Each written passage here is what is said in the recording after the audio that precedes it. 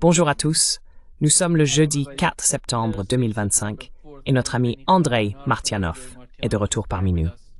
Bienvenue à nouveau Andrei, c'est toujours un plaisir. Andrei, je voudrais parler du défilé militaire en Chine. Beaucoup de gens discutent des armes, ce qui était nouveau, ce qui était ancien. Nous avons eu un reportage sur Sky News concernant les types d'armes que la Chine utilise lors de ce défilé. Voici le reportage, Andrei. Il dure littéralement 2 minutes, mais il est important de comprendre ce qu'ils essaient de nous dire.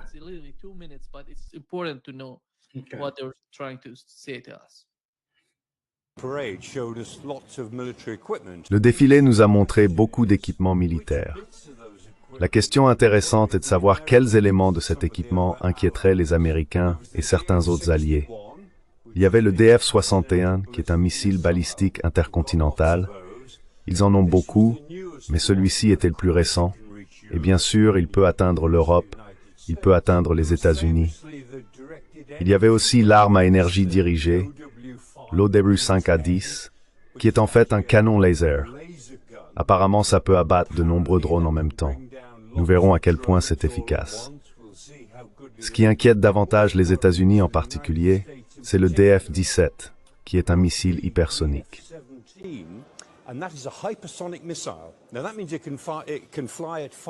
Cela signifie donc qu'il peut voler à 5 fois la vitesse du son, Mach 5, soit 10 000 km à l'heure. Cela le rend très difficile à intercepter, et de plus, le DF-17 nous a été présenté dans une version maritime, donc il existe une version capable d'aller en mer, ce qui représente une véritable menace pour tout grand navire de guerre américain, porte-avions ou autre. Parmi les modèles plus exotiques, nous avons vu l'AJX-002, qui est un drone sous-marin, une sorte de croisement entre un sous-marin et une torpille, capable de remplir les fonctions des deux. Il peut agir comme un sous-marin, accomplissant toutes les missions habituelles sans équipage à bord, ou bien il peut simplement servir de torpille géante et se faire exploser avec une ogive massive contre à peu près n'importe quelle cible.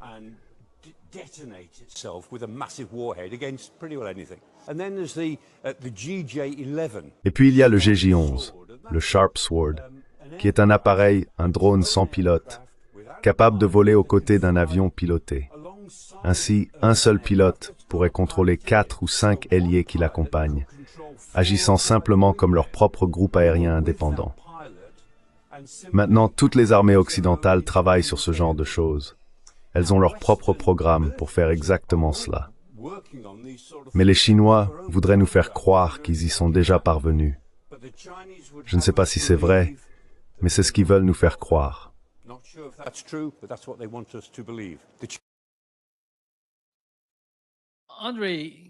Andrei, c'est ainsi qu'ils essaient de présenter ce qui s'est passé en Chine. À votre avis, de votre point de vue, qu'est-ce qui était important dans ce défilé en termes d'armement et de politique?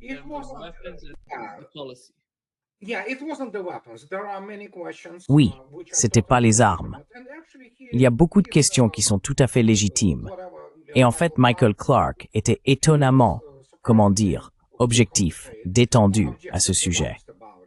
Et il a dit beaucoup de choses que sinon n'importe quel professionnel militaire, je ne suis pas sûr de son niveau de professionnalisme, mais oui, c'est à peu près, vous savez, ce genre de platitude creuse et autre chose que n'importe qui dirait. Mais en réalité, ce n'était même pas le fait que des armes, comme cette torpille, je veux dire, c'est une tentative de copier. Eh bien, évidemment, le Poséidon, qui est en développement depuis 2 décennies et qui est maintenant officiel. Mais c'est une toute autre histoire avec le Poséidon.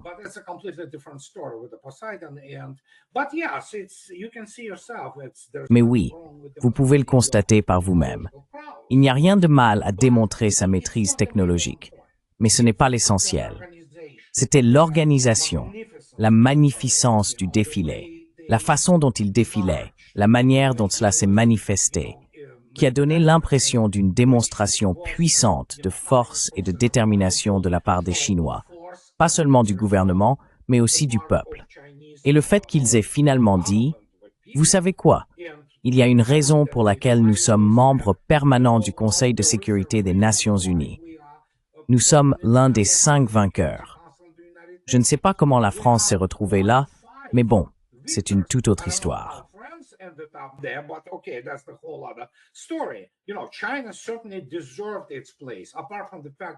La Chine méritait certainement sa place, d'autant plus qu'elle a subi un peu moins, mais tout de même plus de 20 millions de victimes, principalement des civils, dans sa guerre contre le Japon, qui a commencé en 1931.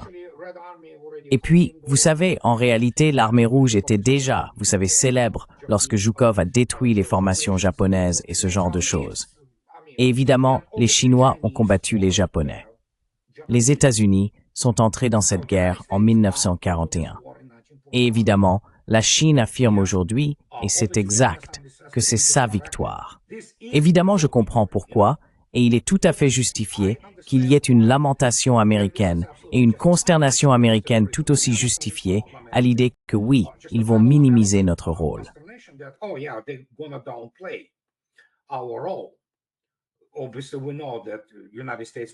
Évidemment, nous savons que les États-Unis ont joué un rôle crucial dans la défaite du Japon impérial, notamment parce que c'était principalement, enfin pas principalement, mais la composante navale, la marine américaine s'est battue de façon brillante et courageuse, tout comme les marines. Donc personne n'essaie de... Enfin, il y a certaines personnes, soyons honnêtes, qui essayent en quelque sorte de minimiser le rôle américain. Mais en même temps, comme je l'ai dit dans ma dernière vidéo hier, n'oubliez pas Donald Trump et les historiens américains qui disent « Eh bien, vous savez quoi? Les États-Unis ont tout vaincu. Oui, c'est russe, vous savez, c'est chinois, ce ne sont que des figurants. » Donc c'est un peu un va-et-vient. Mais l'essentiel, c'est que c'était toute la présentation, c'était le décorum, pour ainsi dire, de ce défilé, qui comptait vraiment. L'aspect technologique, il faut absolument en discuter séparément, surtout en ce qui concerne les missiles balistiques intercontinentaux.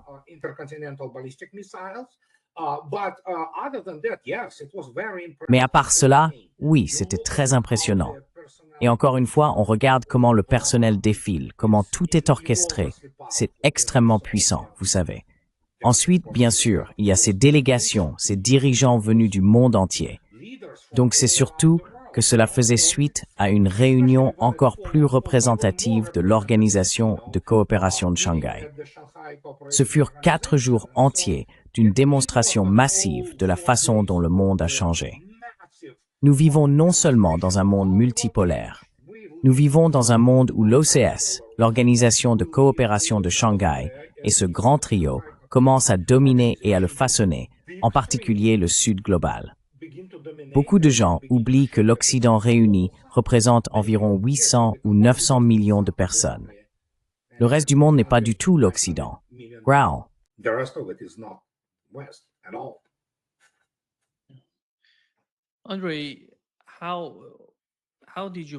André, comment as-tu trouvé la participation de l'Inde? Si je ne me trompe pas, après 7 ans, Modi s'est rendu en Chine. Qu'est-ce que cela nous indique? Quel est le résultat? Disons-le ainsi. Qui a incité Modi à aller en Chine?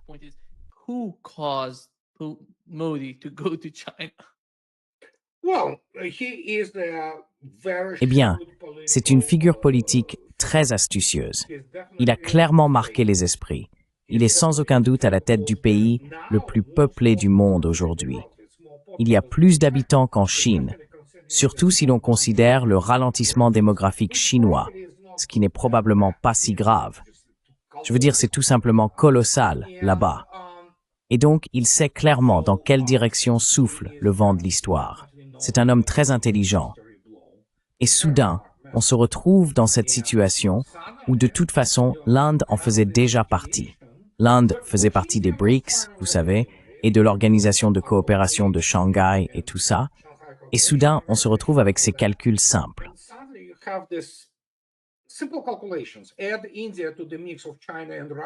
Ajoutez l'Inde au mélange de la Chine et de la Russie et vous obtenez l'alliance économique et militaire la plus puissante au monde, de toute l'histoire, plus puissante que l'OTAN. D'accord? Et donc, si vous regardez la situation, qu'avez-vous? Une énorme partie de la population, et vous représentez une page absolument nouvelle dans l'histoire de l'humanité. Bien sûr que vous voulez être du côté des vainqueurs. Il n'y a rien de mal à cela. Je veux dire, comme tout le monde le sait, la victoire a de nombreux pères. Seule la défaite est toujours orpheline, vous savez. Donc il n'y a rien de mal à ce que l'Inde, qui est un acteur, qui est un pays, qui doit enfin décider du chemin qu'elle va prendre.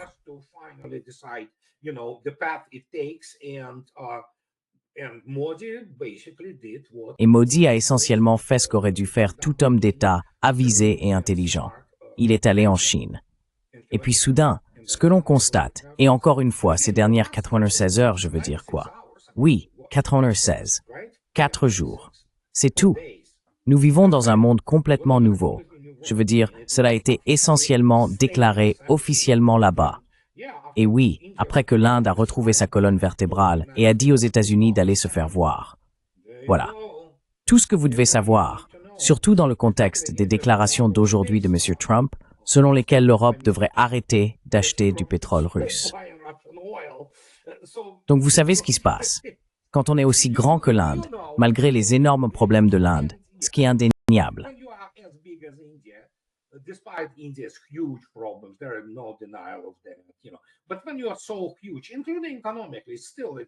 Mais quand on est aussi immense, y compris sur le plan économique, c'est encore une économie massive là-bas, et ce n'est pas uniquement des biens de consommation.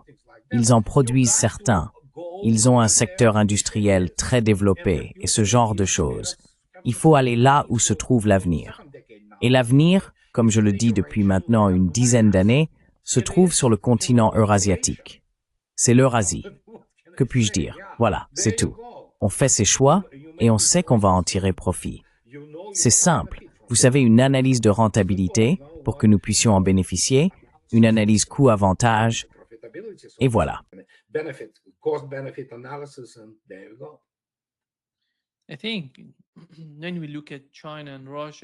Je pense que lorsque nous regardons la Chine et la Russie, on peut dire que rien ne peut les séparer. Et que pensez-vous de l'Inde? Où se situe l'Inde dans ce calcul? L'Inde se rapproche-t-elle à tel point qu'il ne sera pas facile pour les États-Unis de la séparer de la Russie et de la Chine?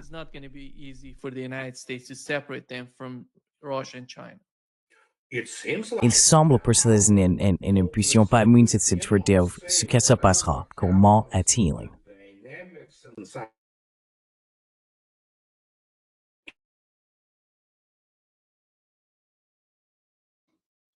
André, je crois qu'on t'a perdu. Oui, il semble qu'André ait un problème de connexion Internet. Laisse-moi essayer de le contacter.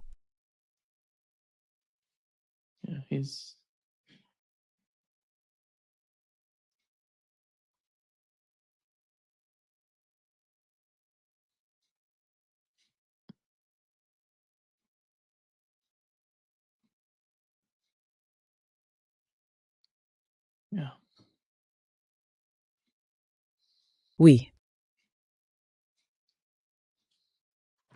j'essaie de le contacter. Une minute.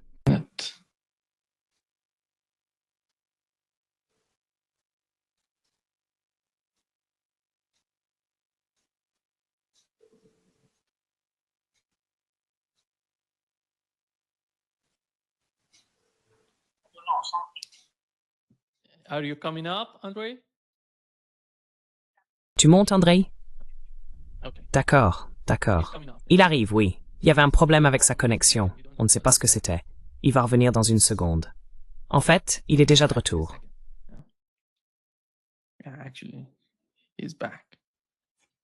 Je suis désolé. C'est la CIA qui essaie de tout interrompre. Oui, je veux dire...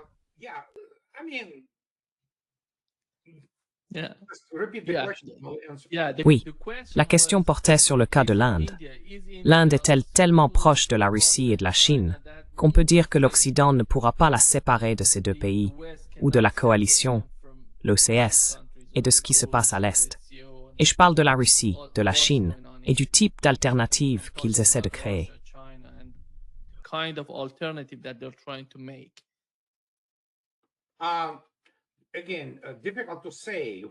Encore une fois, difficile à dire.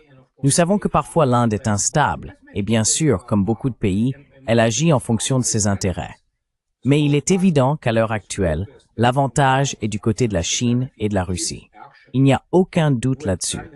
Et encore une fois, beaucoup de gens oublient. L'Inde importe une quantité énorme d'armement russe, et il s'agit d'armes de haute technologie.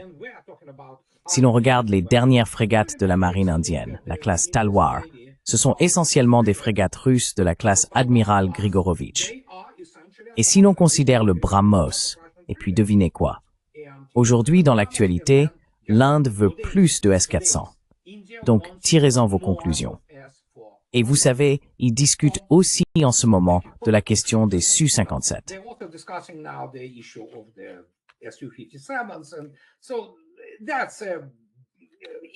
Donc l'Inde a toujours été, vous savez, un énorme client du complexe militaro-industriel soviétique puis russe. Et je peux vous dire une chose.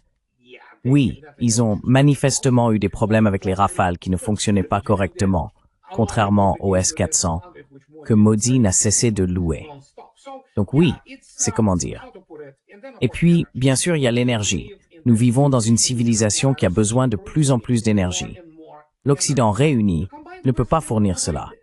Le seul pays qui peut tout fournir, c'est la Russie. Quelque chose comme ça vient de se produire, vous voyez. Donc encore une fois, les avantages sont là.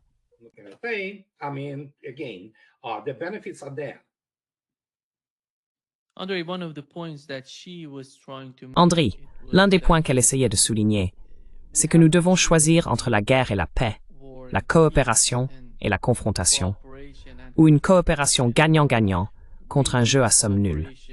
Et elle s'adresse directement aux États-Unis en disant cela. Penses-tu que la Chine craint encore que les États-Unis entreprennent une action militaire contre elle?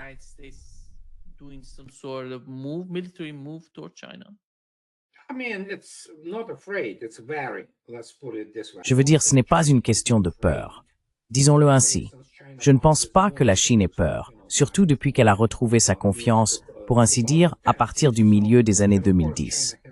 Et bien sûr, la Chine a la Russie. La Russie soutient la Chine. Il n'y a aucun doute là-dessus. Mais personne ne veut la guerre. Personne ne veut de confrontation. Et il faut toujours garder à l'esprit que Washington, D.C. est rempli de fous furieux. En gros, des gens qui... L'une des raisons, c'est que l'Amérique ne sait pas ce qu'est la guerre. Ils en ont une vision théorique. Mais personne aux États-Unis, personne, zéro, y compris les militaires, ne comprend vraiment ce qu'est une guerre continentale.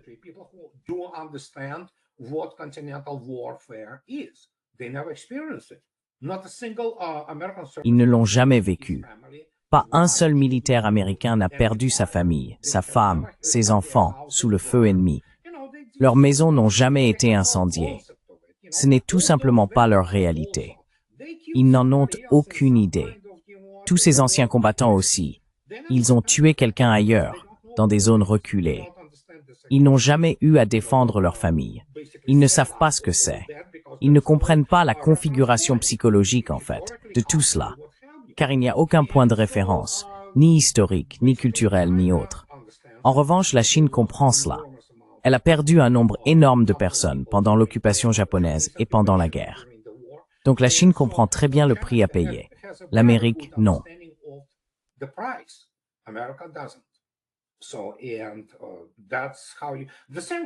Il en va de même pour la Russie, par exemple. Les Russes ont-ils peur des États-Unis? Non. Mais il y a toutes sortes de cinglés, comme il y en avait dans l'administration Biden, qui pensent qu'ils sont invulnérables parce qu'ils sont idiots.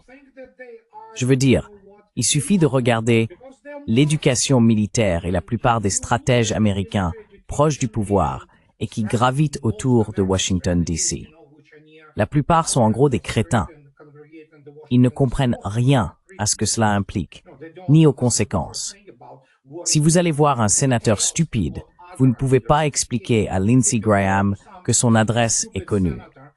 Il ne comprend même pas que, vous savez, les Russes peuvent littéralement lancer des missiles qui arriveraient à sa porte, parce qu'ils en ont tous assez de la propagande hollywoodienne. Sans comprendre que, sur le plan technologique, les États-Unis ont perdu la course aux armements de loin.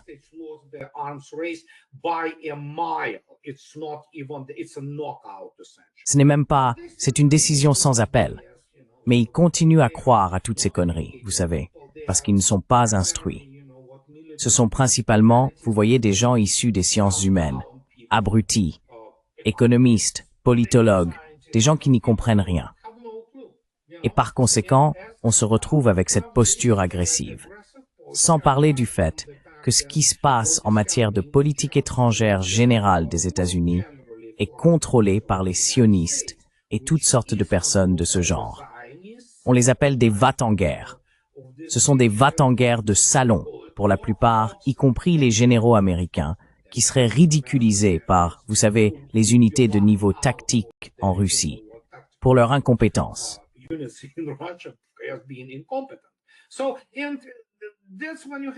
Alors, c'est dans ce genre de situation qu'il faut avancer avec prudence, car si vous déclenchez une réaction chez certains groupes anxieux à Washington, D.C., et ils sont extrêmement anxieux, et chez des narcissiques comme Trump par exemple, qui sait ce qu'ils peuvent faire.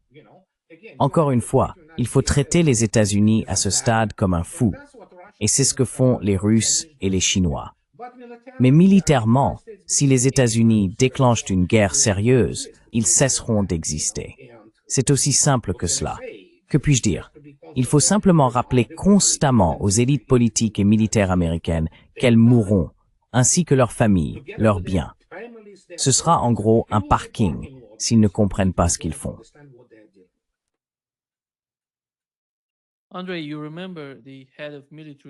André, tu te souviens du chef de l'armée américaine au Japon? Il a dit qu'en 2025, sous l'administration Biden, ils allaient avoir une sorte de conflit militaire direct avec la Chine. Et cela a été d'une certaine manière réitéré par l'ambassadeur américain auprès de l'OTAN sur Fox News. Voici ce qu'il a dit, André.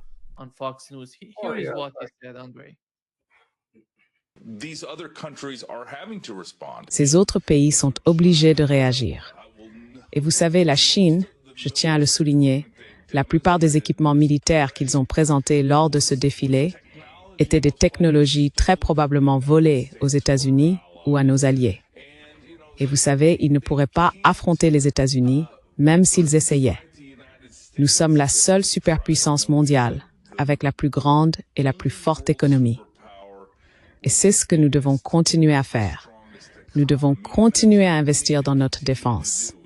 Et nous devons aussi nous assurer de continuer à protéger le rêve américain et l'entrepreneur américain.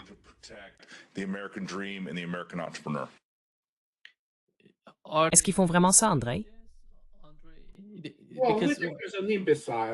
Est un imbécile, comme on pourrait s'y attendre de n'importe quel produit du système éducatif américain de nos jours. Ce type est un clone, et il parle comme si on était en K84. Ce n'est même pas de la novlangue, c'est juste un ensemble de mots qui n'ont aucune signification. Ils ne veulent rien dire. Voilà les clichés, tu vois. C'est de la merde, en gros. Des déchets verbaux, de la diarrhée verbale. Mais encore une fois, hier, ce crétin de Jess, peu importe son nom, ce connard suffisant, pardonnez-moi l'expression, de Fox News, il a dit qu'il fallait faire sauter le Power of Siberia. Tu vois.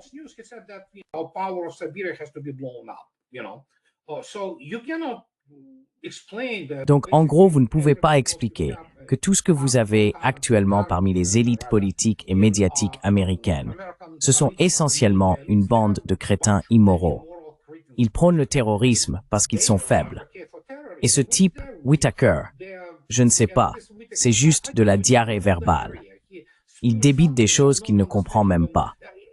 Prenez un général américain moyen, d'accord, ou n'importe quel professeur de l'école d'état-major et de commandement, disons, de Leavenworth, Kansas. Il ne réussirait même pas les examens d'entrée de n'importe quelle académie militaire russe sérieuse. Ils n'ont pas les bases.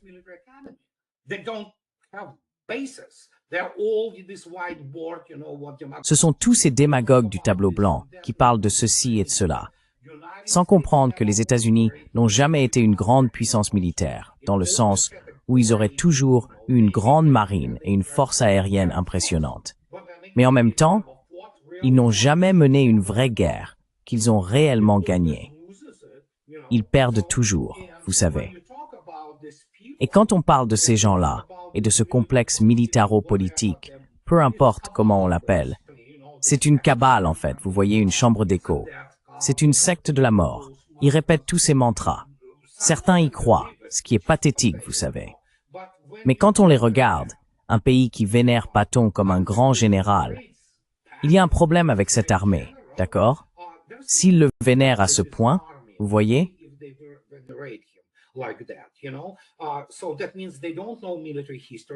Cela signifie donc qu'ils ne connaissent pas l'histoire militaire, qu'ils ne comprennent pas l'art opératif, ni les opérations. Et nous l'avons vu. Allons, nous avons vu cette belle planification de la contre-offensive. Elle a été conçue par des gens comme Donahue et Guder, vous savez, ces types de haut niveau, les soi-disant personnes respectables, et ils ont sacrifié plus de 160 000 soldats. Ils n'ont même jamais atteint la première ligne de défense. Mais cela montre essentiellement qu'ils sont des amateurs. Ils évoluent dans cet amas, ce tas de théories militaires qui n'ont rien à voir avec la guerre réelle. Mais vous ne pouvez pas leur expliquer, car ils sont arrogants. Pour certains, l'arrogance n'est en fait que l'envers d'une insécurité totale.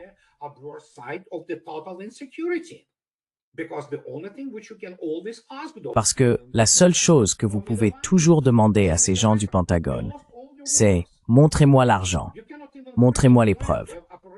Vous avez perdu toutes vos guerres. Vous n'êtes même pas fichu de planifier vos opérations par division, encore moins par grandes armées. Ils n'ont tout simplement aucune expérience de cela. Ils s'accrochent encore, vous savez, à ce qu'a vraiment été cette première guerre du Golfe. Je veux dire, si je dis que je viens de sortir et que j'ai botté les fesses d'un gamin de 5 ans dans un bac à sable, est-ce que j'en suis fier? Non. Mais ils n'étudient rien. Vraiment. Vraiment. Rien. Et on sait que, par exemple, le niveau académique, ou plutôt l'absence de niveau, dans toutes ces académies militaires, surtout quand on regarde l'académie militaire de West Point, je sais pas, c'est juste que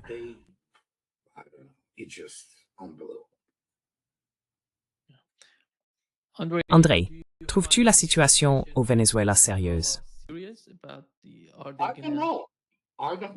je ne sais pas, je ne sais pas, je ne sais vraiment pas. Et comme l'a dit Garland Nixon, pour tout ce qu'on en sait, les vidéos et photos qu'il montre pourraient être des images anciennes. Vous savez, de vieilles vidéos datant de plusieurs années. Donc je ne sais pas. C'est difficile pour moi de me prononcer. Je veux dire, beaucoup de choses sont faites pour des raisons de relations publiques et de publicité. Qui sait?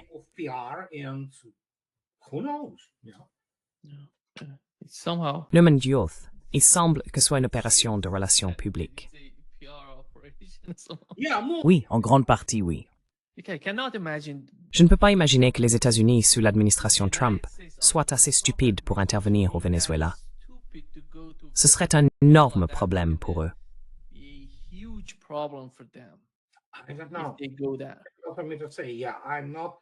Je ne suis pas un spécialiste de l'Amérique latine. Je connais certaines choses, mais encore une fois, il faut comprendre que l'administration Trump est remplie de va-t-en-guerre et d'imbéciles comme Marco Rubio. Donc, quoi qu'ils veuillent faire là-bas, on vit franchement dans une idiocratie totale.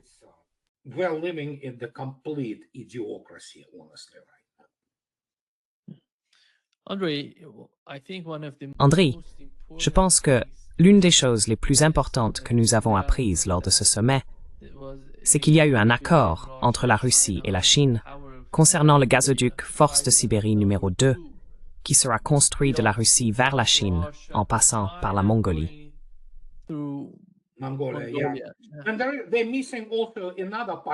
Et ils oublient un autre gazoduc venant de Sakhaline d'ailleurs. Il y a en fait 3 gazoducs maintenant. Incroyable. Oui, le dernier vient de Gazprom. Celui-là passe aussi par la Mongolie? Non, il va directement en Chine d'une manière ou d'une autre, via l'extrême-orient russe. Mais oui, je t'enverrai le lien. En fait, c'est dans ma vidéo, c'est le dernier projet de Gazprom.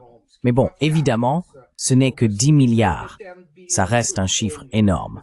10 milliards de mètres cubes depuis Sakhaline. Mais le reste, c'est l'énorme force de Sibérie. Maintenant, ça s'appelle Union Est, c'est comme ça qu'on l'appelle. Ce n'est pas Force de Sibérie 2, c'est maintenant Union Est.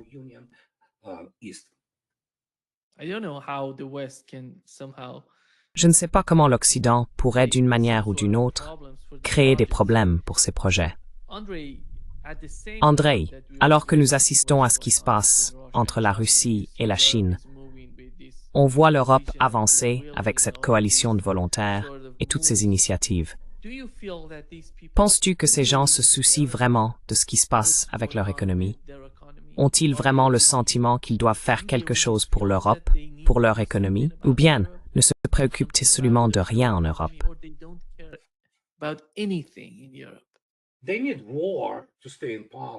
Ils ont besoin de la guerre pour rester au pouvoir. C'est la seule chose. Aujourd'hui, le SVR, le service de renseignement extérieur de la Russie, a publié une déclaration à propos, par exemple, de Scholz. Il vient d'une famille nazie.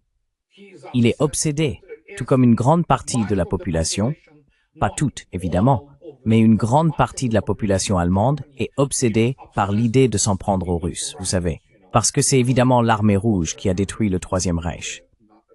Donc oui, il n'y a pas de gens normaux. Ce sont pour la plupart des lâches et des personnes mentalement instables. Et ils sont désespérés parce qu'ils le sentent.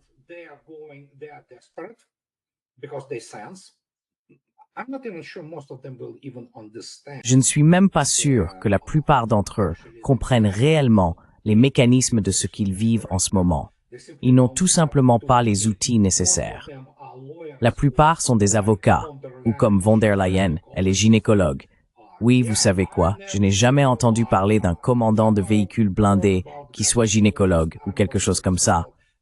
Mais bon, voilà, ce sont ces gens-là. Ce sont ces gens-là. C'est un panoptique. C'est un cirque. Et par conséquent, oui, par exemple, Macron a besoin de la guerre. Merz a besoin de la guerre. Starmer a besoin de la guerre parce qu'ils sont en faillite. Leur pays, l'Europe, c'est fini. C'est terminé pour eux.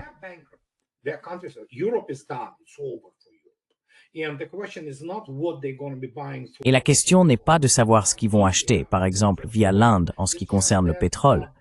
C'est simplement que les États-Unis les tiennent actuellement par les parties sensibles. Et oui, ils vont acheter du gaz naturel liquéfié aux États-Unis à 3 fois le prix lorsqu'il sera disponible pour l'Europe. Donc, l'Europe, c'est fini.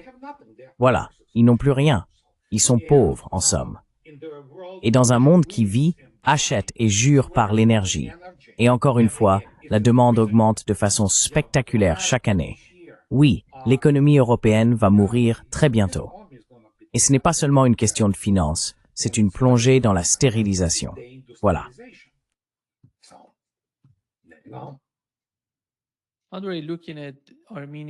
Andrei, en voyant l'Arménie et l'Azerbaïdjan invités au sommet de l'OCS, qu'est-ce que cela signifie?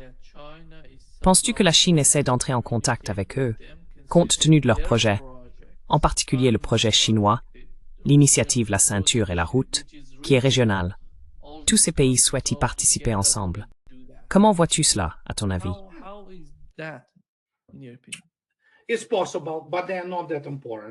C'est possible, mais ils ne sont pas si importants, car au final, c'est l'arrière-cour de la Russie. Et comme c'est toujours le cas avec les pays limitrophes, ils essayent simplement de trouver, pour ainsi dire, le meilleur sponsor, si l'on veut. Mais en réalité, les deux sont insignifiants, dans la mesure où les Russes ont déjà expliqué très clairement à l'Azerbaïdjan que s'ils continuaient à jouer à toutes sortes de sales jeux, comme permettre à leurs drones de décoller depuis leur territoire, y compris contre l'Iran d'ailleurs, à propos duquel le ministère iranien des Affaires étrangères leur a déjà dit directement « Nous savons que c'est vous qui avez fourni les rampes de lancement aux Israéliens. » Et bien sûr, il y a eu une panique à Bakou. Donc oui, s'ils continuent à jouer à ces jeux stupides, ils vont vraiment le payer cher.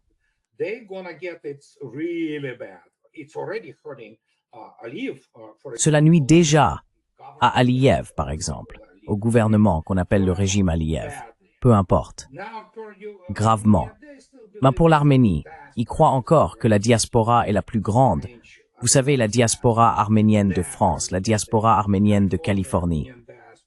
Eh bien, s'ils veulent disparaître en tant que nation, c'est leur affaire.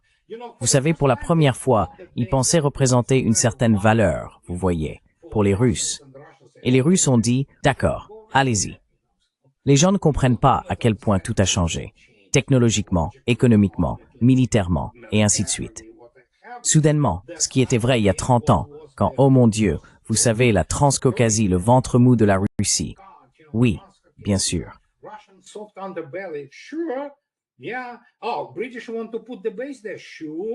Oh, les Britanniques veulent installer une base là-bas, bien sûr.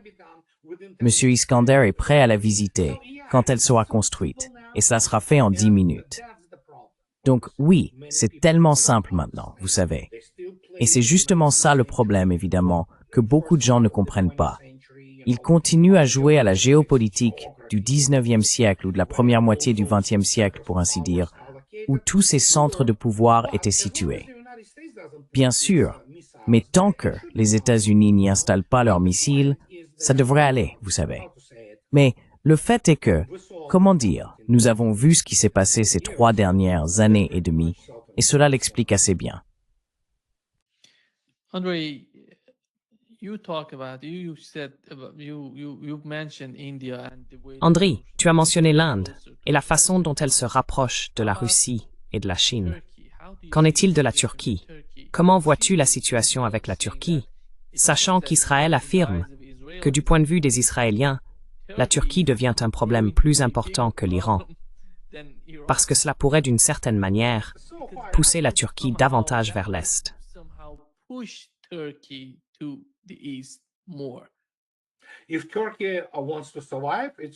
Si la Turquie veut survivre, elle devrait certainement le faire. Comment ils vont se tirer une balle dans le pied? Je ne sais pas. Mais ils le feront, croyez-moi. Et nous savons tous que, encore une fois, ils ont déclaré qu'ils rompaient toutes sortes de relations avec Israël, des relations économiques.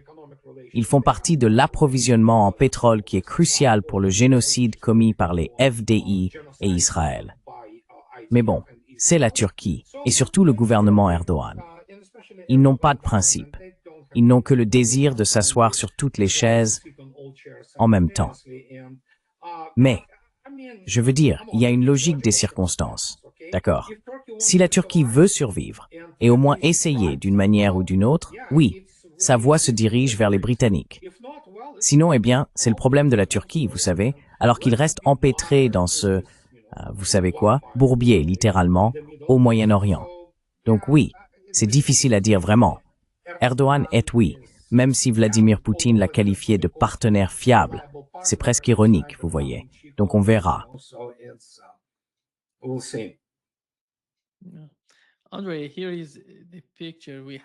Oui, André, voici l'image que nous avions de Gerasimov lors de son briefing. Tu vois la carte au mur qui montre que Odessa et Nikolaev, et jusqu'à Kharkov, font partie de la Russie. Maintenant, la Russie. Est-ce que c'est une sorte de... Je ne sais pas. Essaie-t-il? Quel est le but de cette carte? Disons-le comme ça, à ton avis. What is the point of this map? Let's put it this way, in your opinion. Eh bien, finalement, tout cela sera tranché. Oui, disons-le clairement encore une fois. À maintes reprises, l'État russe fait une déclaration et elle est immédiatement couverte et obscurcie par la quantité d'âneries des médias occidentaux et de M. Trump lui-même, qui, de toute évidence, traverse des moments schizophréniques. Et je ne suis même pas sûr qu'il soit encore capable de mener une discussion sérieuse, quelle qu'elle soit. Mais nous commençons à avoir, vous savez, presque une seconde répétition de l'administration Biden, d'une certaine manière. Donc non, comme Vladimir Poutine l'a répété il y a seulement quelques jours, il a dit qu'au final, ce sont les habitants de ces territoires qui doivent décider par le vote. Il ne parle donc évidemment pas de ces 4 nouveaux oblasts qui font désormais partie de la Fédération de Russie.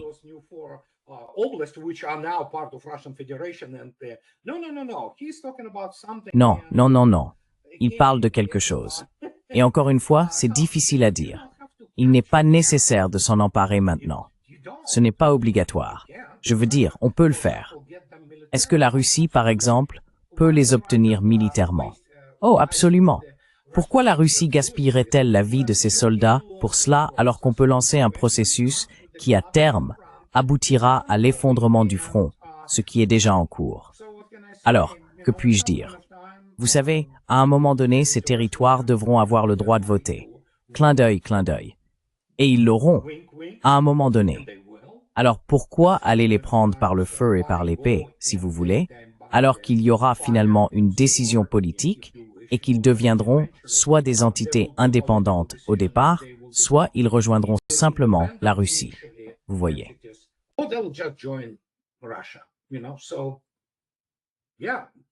Donc oui, les Russes ne sont pas en Russie. Et croyez-moi, les Russes ont déjà fort à faire avec ces 4 nouveaux oblasts. Vous savez qu'ils sont encore en train de débarrasser de la corruption, une corruption totale et du crime organisé laissé par l'Ukraine. Alors pourquoi la Russie voudrait-elle s'encombrer de cela maintenant, pour ainsi dire? Laissez-les un peu mûrir, laissez-les se stabiliser un peu plus jusqu'à ce qu'ils soient prêts. Et alors cela arrivera. En attendant, l'opération militaire spéciale continue. Et comme l'a déclaré Vladimir Poutine, s'ils ne veulent pas résoudre cela, je cite d'il y a 2 jours, il y a 48 heures, s'ils ne veulent pas le faire politiquement, nous le ferons militairement. C'est aussi simple que cela. Je ne vois même plus comment on peut interpréter cela autrement.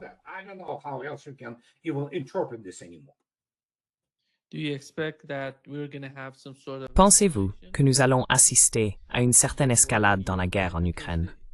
Parce que Curious Stormer a dit qu'il avait annoncé que la coalition qu'ils appellent la coalition des volontaires est prête à fournir à l'Ukraine des missiles longue portée.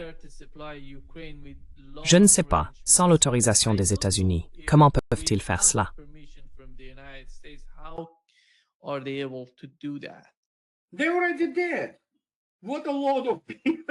Ils l'ont déjà fait. Ce que beaucoup de gens appellent ce Taurus, c'est probablement déjà un coup de chance. Scalp, Storm Shadow, ils les utilisent depuis 2022. Donc tout cela, c'est du pur marketing. Starmer est un idiot. C'est un sioniste, c'est sûr. Eh bien, les Britanniques, je les plains, vraiment. Alors et quoi? Quelle portée longue? Oui, c'est la seule chose qu'ils ont. Ils n'ont rien de plus. Starmer au Royaume-Uni n'a pas d'accès indépendant, par exemple, au TLAM, c'est-à-dire le Tomahawk Land Attack Missile. C'est une arme américaine. Et les Américains vont pas la fournir, parce qu'au final, ça finirait avec, en gros, Aegis Ashore, Devselu, et ensuite la Pologne détruite.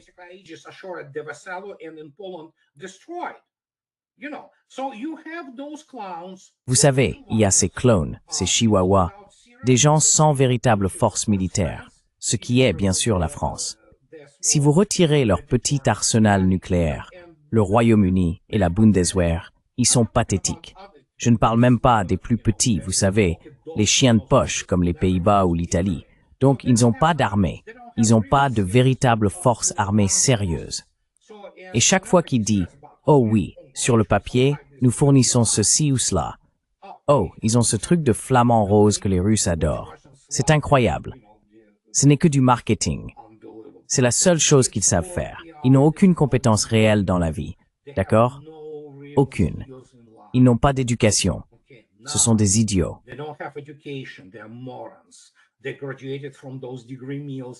Ils sont diplômés de ces usines à diplôme à Oxford, vous savez, ou ailleurs, avec des diplômes qui ne valent rien.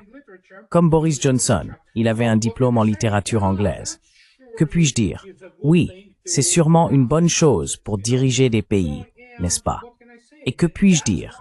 C'est pour cela qu'on parle de la fin de l'Occident. L'idée occidentale de la gouvernance, c'est ça. C'est tout le problème, que les gens ne comprennent pas. On ne peut pas les préparer avec quelques cours et les envoyer à la Sorbonne pour étudier la politique. Vraiment? Un imbécile avec un QI à peine supérieur à la température ambiante peut étudier la politique s'il s'en donne la peine. Ce ne sont pas des sciences sérieuses. Ce ne sont pas des compétences sérieuses.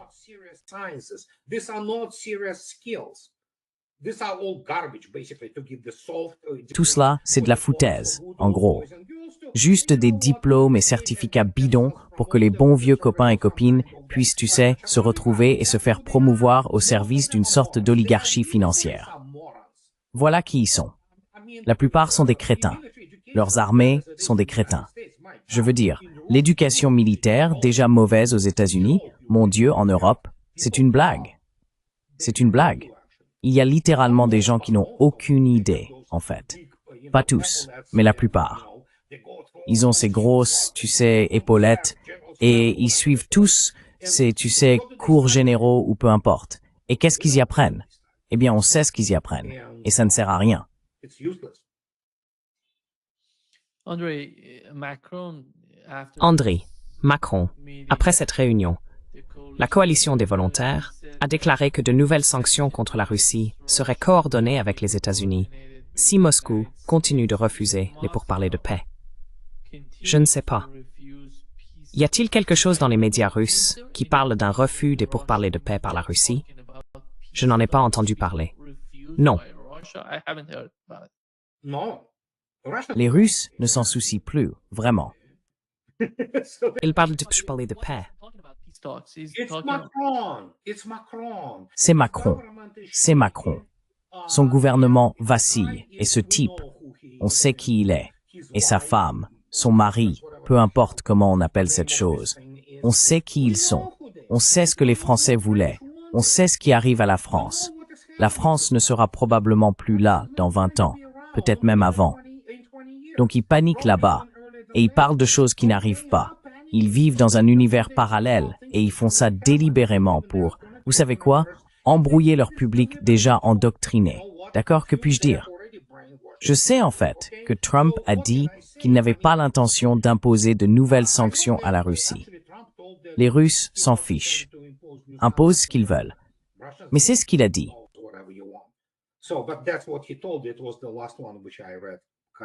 C'était le dernier que j'ai lu, à peu près une demi-heure avant de venir te rencontrer. Donc oui, qu'ils discutent, qu'ils publient des déclarations. Ce sont des inconnus. Ils sont sans importance. L'Europe est sans importance. Les États-Unis sont sans importance, mais l'Europe l'est encore plus. Au moins, les États-Unis ont une certaine marge de manœuvre, dans une certaine mesure, quand ils ne sont pas complètement contrôlés par les sionistes et la classe des donateurs. Mais l'Europe est un objet. Cela signifie que c'est quelque chose avec lequel on peut faire ce qu'on veut. Tu sais quoi? Ce n'est pas un sujet. Elle n'a plus de subjectivité ni de souveraineté. Tu sais, surtout Macron, surtout la France, qui est la risée du monde. Ils pensent encore qu'ils sont une grande puissance. La seule chose vraiment grande chez eux, c'est évidemment Airbus.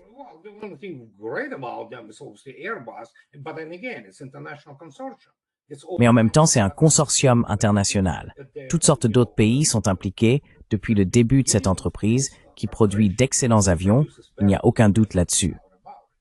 Mais à part ça, militairement, ils poussent vraiment, tu vois, et économiquement, oui, quand on regarde leur économie, la plus grande entreprise en France n'est en fait ni Airbus, ni Renault. C'est en réalité Bernard Arnault qui vend des produits hors de prix à des imbéciles qui veulent se sentir très, tu vois, peu importe, région. Et tu sais de quoi je parle? Louis Vuitton, toutes sortes de champagne. C'est déjà établi. C'est ce qu'ils vendent. Je fais toujours cette exception pour la France. En petit caractère, tu sais quoi, sauf pour les eaux de Cologne et les parfums. Oui, ils restent les meilleurs.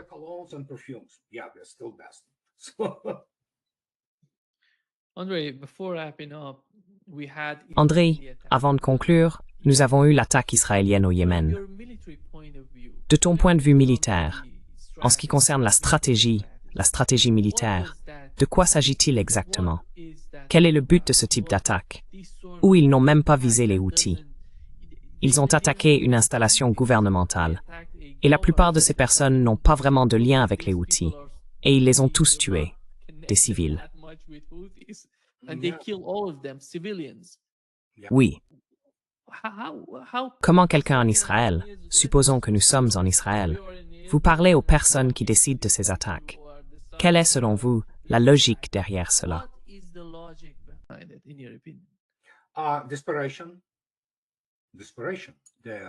Désespoir. Désespoir. Il se peut qu'Israël cesse d'exister bientôt. Et nous avons vu la performance de l'armée israélienne, qui n'est douée que pour commettre un génocide. Pour mener une vraie guerre, ce n'est pas la même chose. Et si l'on regarde qui ils ont potentiellement comme dirigeants ou dirigeants, des criminels de guerre, que puis-je dire? Ils sont désespérés, ils s'en prennent aux autres. Mais évidemment, comme cela a déjà été dit, le Yémen et les Houthis, bien sûr, l'ont déjà fait, et continueront de le faire. Il y aura des représailles. Oui, c'est la seule chose dont ils sont capables. Ils ne sont pas doués pour mener une vraie guerre. Chaque fois qu'Israël a décidé de se battre au XXIe siècle, il s'est fait battre à plate couture. Donc ils ne sont pas si bons que ça.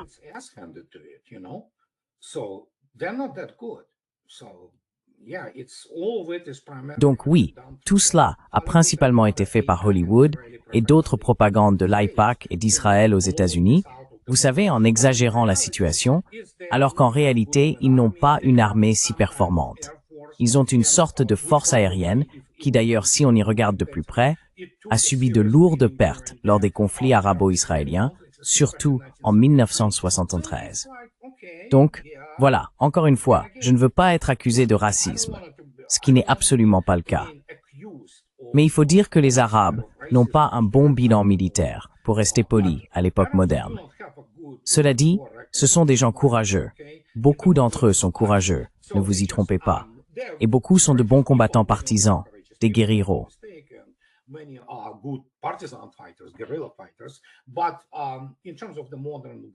Mais en ce qui concerne la guerre moderne, comme la guerre interarmes et ce genre de choses, d'abord, ils n'ont pas la technologie et ils sont pas très doués pour ça, pour le dire gentiment. Donc oui, c'est probablement le niveau auquel les FDI peuvent, vous savez, opérer. Et même ça ne fonctionne pas au XXIe siècle. Mais après la situation avec l'Iran et cet échange de 12 jours, nous savons, tout le monde sait, qu'Israël a supplié les États-Unis de faire quelque chose parce qu'il se faisait littéralement dominer par l'Iran, vous voyez? Et donc c'est ça. Et puis, bien sûr, ce jeu entre la direction iranienne et Trump, avec ce « oh oui », ce bombardement par des B-2 de je ne sais quoi, oh mon Dieu, c'est tout simplement incroyable. C'est incroyable. Et ils appellent ça des armées sérieuses.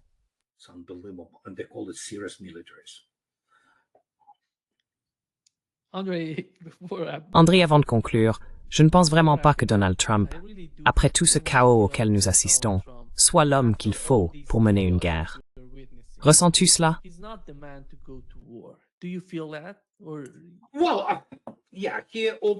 Eh bien, oui, il ne peut même pas renoncer à sa revendication, au minimum. Non, il reste un va-t-en-guerre, tu sais. Il adore en parler. Il se vante beaucoup, mais il va pas si loin. Évidemment, il est d'une certaine manière limité dans son désir de mener une vraie guerre. Donc oui, il y en a quelques-uns comme lui.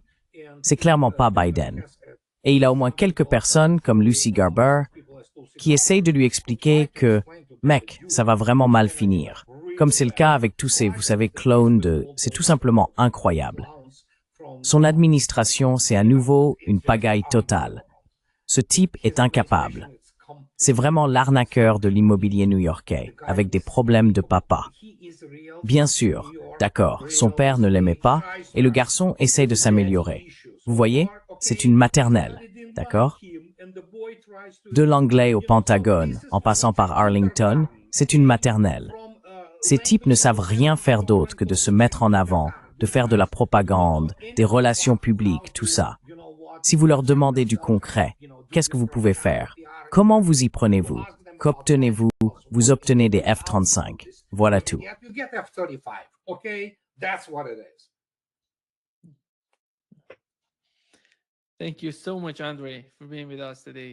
Merci beaucoup, André, d'avoir été avec nous aujourd'hui. C'est toujours un grand plaisir. Au revoir. Merci.